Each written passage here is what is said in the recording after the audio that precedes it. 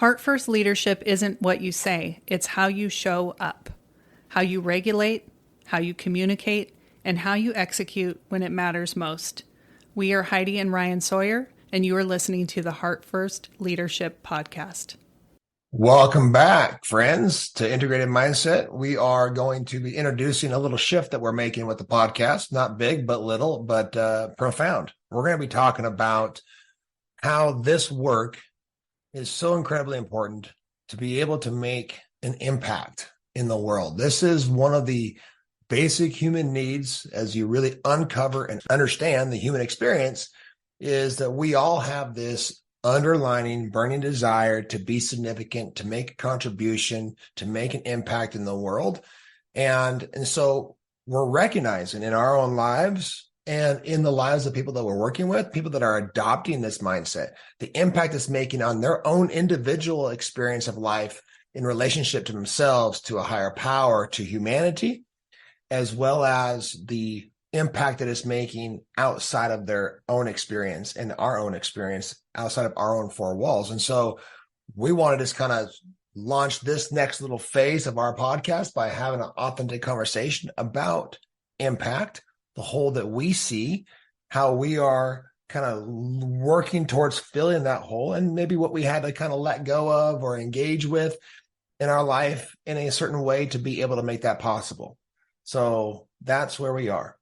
How's that sound to you? Sounds great. All right. Yeah. So let's just have a conversation about this idea that we all, each one of us, have a hole in the universe that we can see that is unique to us based upon our past, our conditioning, and who we currently are in the world. That hole may change over time, but this is the hole that we are meant to fill. And if we don't fill it, then that gift, that way of contributing will be given to somebody else to fill. So when you see a hole, you see something that's missing, you see a way that you can contribute or help, like that becomes your role to be able to fill that hole. So I love that what you're saying reminds me of Elizabeth Gilbert's book, Big Magic, where she talks about ideas landing on people, like an idea kind of knocking at your door and saying, hey, we should bring this to the world. This could really help a lot of people, or this would really bring great entertainment or something, like I'm thinking of authors and people who are in the creative world. And you don't always take that invitation to hang out with that idea, but it will knock. And if you don't let it in, if you don't do something with it, it will go to someone else. And one of the things that I talked about a while back was how motivation sometimes can start with a whisper. Mm-hmm. And I think this is the same way, that I think the hole that we can see can sometimes start with a little pinhole, right? And if we don't fill that little hole, that's either a way that we can impact ourselves or the world around us. I mean, the world around us, we're going to talk about this a little bit more, I'm assuming today, is that like it starts with your relationship with the people that are closest to you. So that might be a spouse or your children, your four walls. I think a lot of times we tend to think of impact that it has to somehow go outside of our walls. But the reality is, when we make impact within ourselves first, right, we are impacting our relationship with a higher power. We are impacting humanity. We are a part of humanity. So starting at home is this method or this mindset that we want to really encourage when it comes to making an impact, right? And so when we see the pinhole, we see, oh, there's a small little way I can help. There's a way I can contribute. Whether this is true or not, I kind of look at it almost like a test. Like if you fill that one, then, God, the universe, will give you a bigger hole to fill, right? But if you're sitting around waiting for your life to see this huge gaping, huge hole to fill, and you feel like the impact that you have to make isn't as significant as the next person, so why make it? Then you're not going to ever be able to develop yourself or the ability, the talent to be able to fill that hole. You have to start small. I think it does start with like little drips in the bucket, like these little things that pop up that are little trail markers, little things kind of leading you towards that bigger impact that you can make. But we have to pay attention to the signs. We have to pay attention to what's popping up for us and those little opportunities that we can make a difference in the world. Even if it's, starting within yourself and making a difference in the life of one other person, in the smallest, like micro ways. And that I have seen that so many times in conversations with other people and hearing inspirational stories of people who've done really incredible things in the world. It was never some, boom, woke up in the middle of the night with this big idea. That's rare, I think, because what's happening before that is all these little tiny drips, all these little tiny messages, all these little tiny opportunities to step into that and to develop yourself into the person who is ready to make that impact. So I think it's paying attention to those little micro opportunities and then using those to train yourself to become the version of yourself that can fill those holes. I was just having a conversation with one of our clients the other day, and he was starting to tell me how he's feeling like God is leaving these breadcrumbs for him, and he's following these breadcrumbs. And I said, keep following them, because eventually what you will experience is almost like someone's going to be slapping you across the face with a foot long sub, right? It'll go from a breadcrumbs of feeling like I think I'm on the right path to being like, I'm absolutely doing the right thing with my life and making the impact that I'm here to make, because you are developing yourself.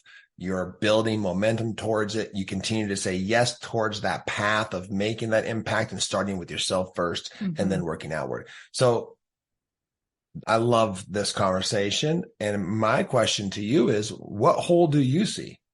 I see a lot of holes. Okay. But a lot of them. What's the first one that just comes to mind? So the first one so I'll start with this one. A lot of my journey has been about self-acceptance. And I think the biggest impact that I've been able to make in my life and the lives of others has started with the work that I've done within myself.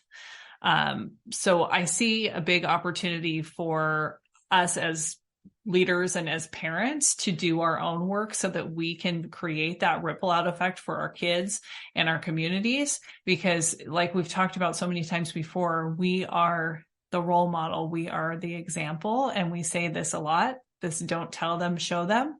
And so I see this whole in the universe in terms of who can I be to be setting a positive example in the world for my kids so that they can go out and create that ripple effect as well. So that's one, is just seeing that opportunity to further heal and accept myself so that I can do the work that I know that I'm here to do. And don't underestimate the power of doing deeper internal work and the impact that makes, the ripple effect that has on the people that you care about most. And the impact is not always going to be some tangible, objective thing outside of you of making more money or getting somebody enrolled in something or whatever it is that's like, oh, see what I did. I can show you, because it's very physical. Sometimes it's about, and most of the time, it's about a very, very deep internal experience of coming into your own power or center, right? With in relationship to yourself and to a higher power or whatever that looks like for you. So, okay, that's one hole. I love that, of doing your work to make a ripple effect in the world. Yeah. So in doing that work, in constantly working to grow, evolve, heal, transcend past conditioning and things that are potentially roadblocks to me doing the work that I know I'm here to do, is this other hole in the universe and opportunity that I see in the coaching world, in the world of personal development, when it comes to the types of things that are being taught out there in the world and what we've come to know and have come to share through our coaching practice and through sharing integrated mindset, is that the world is very focused on thoughts, and we can get stuck there for a long, long time. And when you think about the communication that's happening within our systems, our internal systems, you have 20% of the communication coming from the brain into the body. And then you have 80% of the communication coming from the body into the brain. So when we're focusing on thoughts as a way of trying to create a transformation within ourselves, yes, we are going to have a positive result. You are going to see difference, but we're forgetting a big piece of the puzzle when we're talking about only thought work and not focusing on the wisdom of the body and the power that the body has to create a different internal experience through focusing on sensations rather than just the thoughts and feelings. So I know you have a really good kind of model for explaining that as well, but that is one of the holes that I see, is just really wanting to get that word out there and get these practices into people's hands so that they can begin to have a visceral experience of this work and not just a like cognitive understanding of it, because it is something that you have to feel and experience to understand the power of.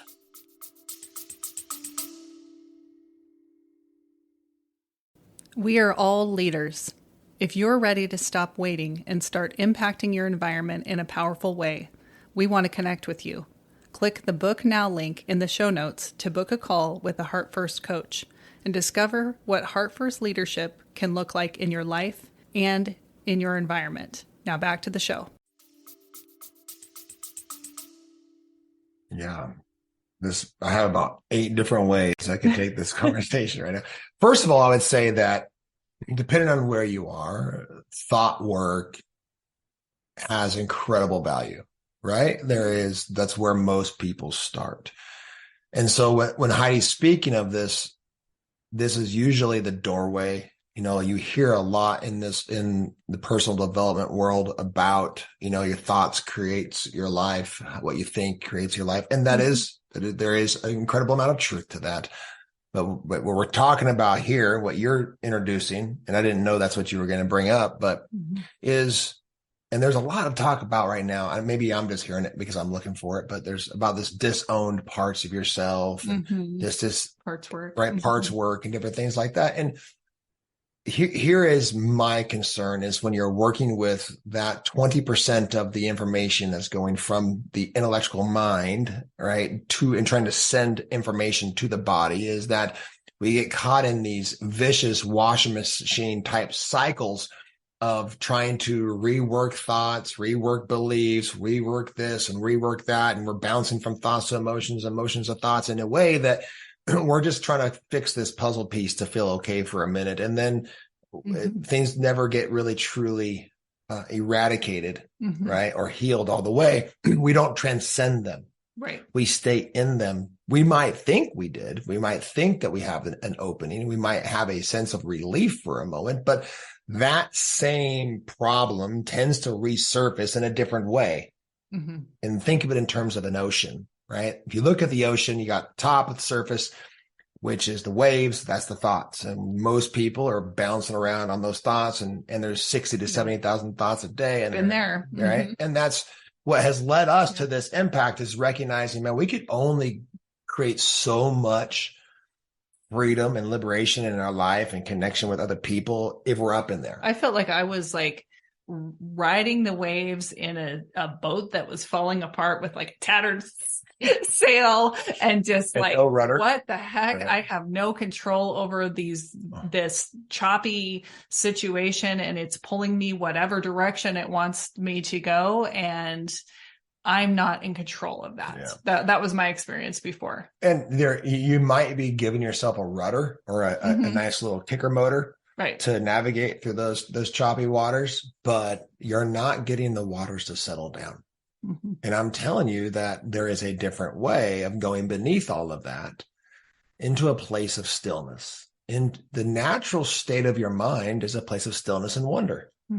Right. And so when we transcend the thoughts and the emotions and we give our mind an experience of its natural state, which is what it wants.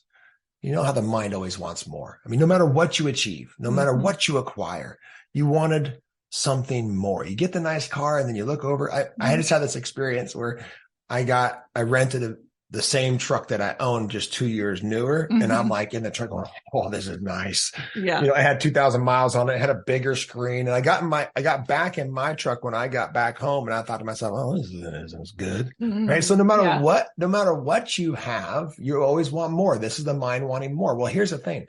The mind actually wants to experience its natural state, which is stillness and wonder. Right. And so when you're able to go beneath all of that, and you have a method, you have a philosophy, you have a practice that allows for you to do so, like that becomes its reference point. Right. Mm-hmm. And so its rudder is the stillness, mm-hmm. rather than being up on the top or in the currents of feelings and emotions and thoughts, and this vicious cycle. Thoughts create feelings and feelings create thoughts, and this creates your actions and your results, and right. Which mm-hmm. there is truth to all of that. You're just going to continue to maybe upgrade the motor or the rudder, mm-hmm. or the sail, right? But the waters don't settle. I think there's as much truth to it as you give it. Yeah. And so when you give your mind this reference point of a place of stillness, when you come back up, mm-hmm. the ocean is quieter. The ocean is settled down, right? And you don't even necessarily need to worry about the size of the engine or the rudder or the sail, because you're able to navigate with so much more ease, right? Mm-hmm. And so this is one of the things that we have become passionate about, realizing through science and through practice and through our own visceral experience. And I love how you said too, like, and I think this is so real that most people, even if you've studied and you've done incredible amounts of self-development and certifications and read books, if you're still in that thinking, feeling, parts work, have to figure yourself out phase of mm-hmm. life, then you haven't integrated it into your body. Mm-hmm. You haven't felt it viscerally. I think that's the would be another hole that I see, is that we hear people say, hey, you don't need to fix you. You're worthy, you're whole, you're complete. More people need to know that, but they need to also feel it. Yeah. Experience. Like that's what faith is a inner experience of like knowing, right? This mm-hmm. knowingness, like we talk about confidence, being able to act with faith. Confidence is not some idea that you know you can do anything if you put your mind to it. That's something that you hear and you think you know. Mm-hmm. It's much difference when it's been integrated into every single cell of your body. Yeah. Legitimately, you can slow down and enjoy life, because if you need to, you'll crank it up and go get it. Like mm-hmm. it's just, there's this whole new visceral experience to life. So my next question for you, mm-hmm. that's a hole that you see. Is there any other holes that you wanted to introduce now? I think that's probably it for today. Yeah. That's enough for today. So this is where we're going with the podcast, is to really have conversations about making an impact, what it means to make an impact, and how we can make it in a way that is sustainable and scalable, right? With our own lives, and then going out from there, right? So my question to you is, who did you need to become to be able to do this work? Or what a better way of asking that question is, what did you need to maybe let go of or sacrifice or stop doing so you could be in a place in your life where you felt like you were in alignment to be able to facilitate, teach, coach, and do this work to fill the hole that you see? Mm-hmm. So I think a lot of what I had to let go of was thinking that I needed my world to be a certain way for me to be ready or for me to feel okay.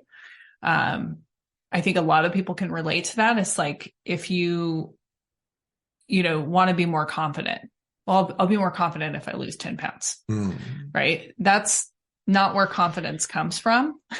It might help you a little bit in the sense that, that's where you want to be and you feel in alignment with where you want to be, but that's not how you get confident. Right. So a lot of what I had to let go of was like sort of this backwards thinking that I needed to have the result to feel a certain way, rather than choosing to feel a certain way and then letting the results happen. Which, this idea that you can feel how you want to feel, you mean, before the actual thing is accomplished, or right.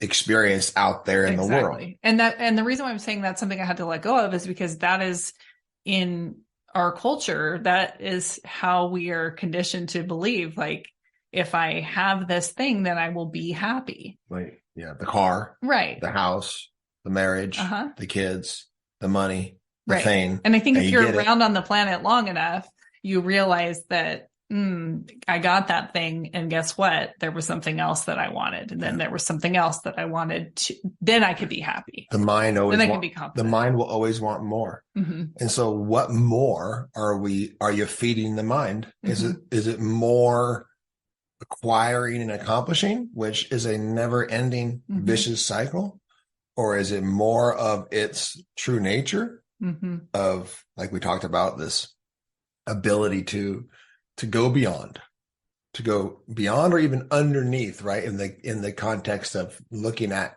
our mind as an ocean, and the surface thoughts and the emotions are the kind of the currents and the waves, and then going beneath all of this, right? End up giving your mind that reference point of something that's much greater, that's much more real and true, and then you're able to see and experience the impact that makes in your life. And it becomes this natural ripple effect, right? Of giving others around you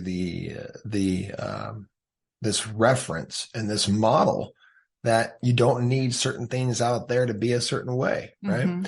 Yeah. You've heard the saying, I know you have, but I'm talking to the listener too here, is that, to live from the wish fulfilled. Right? If you have ever studied any sort of like universal principle or manifestation, or, Dr. Joe Dispenza work or whatever, I mean, all this type of work that talks about manifesting, they talk a lot about that. And it's even in the Bible, right? To live as the wish fulfilled. Okay. So we know that, but we don't actually practice it. Right. And this is what we would consider to be part of the integrated mindset, is to be able to create an internal domain that's independent and of your external circumstances, which means that how would you feel if all of these things were already acquired or accomplished, right? Allow yourself to go ahead and feel that way now, and work your life from the inside out, from the top down, in a way that you find yourself in an experience where you can be okay anywhere. And I have a story of this, where just this last weekend, I went to a meditation retreat. I was at a transcendental meditation retreat, and we just did what's called rounds. We did multiple rounds of meditation, right? And one after another, then a walk in nature, and then lunch, and then another round type thing, right? And at one point, I was sitting on the back porch of this home that we were at doing this retreat. And I had this experience of recognizing that the state that I was currently in, the mental, emotional, physical state that I was in, the vibration that I was in, was one that felt like no matter where I went or what happened, I would be okay. Right. And meaning that whether we're going somewhere on vacation, like, yes, I love to go experience new things and go to new places, but I want you just to take a moment, pause for a moment wherever you are, and just imagine if you could be anywhere, and have this internal reference point that you're okay. And even to the level, that's like surface level, even to the level that you can actually experience deep, profound levels of joy and of peace wherever you are, right? And you can find that the greens are more greener and the blues are more blue, and right. And all these things where, like, this is what is possible when we get out of this vicious cycle of being stuck in this washing machine, this hamster wheel of thoughts and feelings and feelings and thoughts and thoughts and feelings and feelings and thoughts, right? That we can go to a place and have a reference point that is much more pure and still and calm and peaceful and joyful and fulfilling. To know that no matter where you are, you're going to be okay.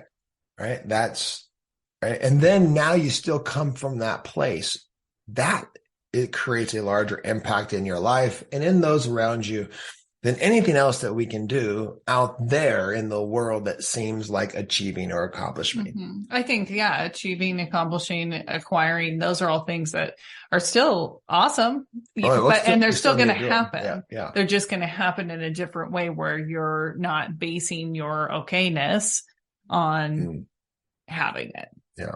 Yeah. And then it's more fun. And they can still be a part. This is integration, right? But we come from the inside out in a way where they still become a part of fulfillment, of happiness, right? You buy a new boat and you're going wakeboarding or surfing with your family, like that's still enjoyable. And you can love that. And it can bring you joy. Good. Right. But if you didn't have that, you're not going to feel like you are experiencing less joy, right? You're just using that as another vehicle to experience joy. Yeah. So what, real quick, curious for you, what is a way that, because this is something that we have also uncovered and found, is that this mindset can be a very transformative way to experience the world and to make an impact in the world, to experience more connection, right? To experience more joy, to make that impact that you truly want to make. But if we don't intentionally kind of stay in the work and stay connected to it, then we lose that the texture of it, right? The context of it. We kind of lose our momentum of experiencing more of it. Or making the impact we want to make. So what is a way that you stay connected to this, to filling the holes that you see and doing the work that you do and just working towards an ideal that you are wanting to create in your life? Well, one thing is just continuing to do the work with myself, doing my practices. Yeah. And the other is working with other people. Coaching people, helping facilitate these groups and taking people through the experience of diving into this work helps me stay connected to it as well. Yeah, so, this is one of the next tiers of what happens when we are working on ourselves, no matter how big or small that hole is that you see in the world and how you're feeling it. What ends up happening is this integration of you're working on yourself, which is going to give you a greater connection to whatever you consider to be a higher power, which is then also going to feed into your service towards humanity, right? And so whether you are, where, you're talking about being, where you are, coaching and facilitating groups and, doing all kinds of things like that, or whether you're just able to make a small incremental shift to impact your life, which gives you a little bit of new connection and an experience of a higher power, which then you find just a new little shift or a way that you're able to feed back into humanity or into somebody else's life. And you're able to teach somebody a new perspective, or you're able to lift somebody up and contribute in some new small way. Like that becomes this reference point, right? Of being able to operate from that place of starting with yourself, working on your connection with what you see to be a higher power, and then working with the smallest way you possibly can, if it, no matter how small it is, to contribute to back to humanity. Right. And right. So that is a varying for each person. It varies for each person. Right. Awesome. Well, we're excited about this shift. We're going to be interviewing people. We're going to be having more and more conversations about how we are doing this work, how it shows up in a very real way for us when it comes to making impact. And, whether anything from, I have my little list right here, anything from forgiveness to making decisions, to restoring balance in our lives, to understanding how the mind will potentially kind of play out and create worst case scenarios, how we can open up and see more possibilities, how we can take our lives from being in a place of kind of competing with ourselves and others to collaboration, how we can actually create habit change, and the importance of investing in yourself and And when we're doing this work, how we can fall into traps of comparison. So anyway, we're going to talk about this inner game and how it plays with our life out there and what's the impact that we are able to make in the world and now able to see, like the hole that we see in the world can shift, can change, can grow. Therefore, then we are able to change how we are filling the hole, right? And how we're contributing. So we're super excited about making this shift with the kind of the style of our podcast, going to a few more interviews and really focusing on impact. Is there anything else that you wanted to? Yeah. No, I'm just looking forward to these impact maker conversations that we're going to have and bringing some people in and hearing how they're filling holes that they see in the universe and how they're making an impact and what that is doing for not only the lives of the people that they're working with or helping, but how is that impacting their life and enriching their life too. So I'm really excited to have those conversations. So if you're enjoying this podcast, we, as always, would appreciate a rating or a review so more people can find the podcast. And if you're interested in learning more about how to explore and to adopt this integrated mindset, please do not hesitate to reach out to either Heidi, myself, or Barb is one of our other coaches, Barb Oyat, here in Liberty Lake in Spokane. But we do things online. We are coaching people all over the world. So do not hesitate to reach out and spend 30 minutes on the phone with us to understand how adopting this mindset can make massive shifts in your life, to open you up, to experience more connection, to experience more joy, and to make a larger impact. Thank you again for your time. Thank you for listening. Remember, leaders go first, alignment matters, and the environment that you create is the legacy you'll leave. We'll see you on the next episode.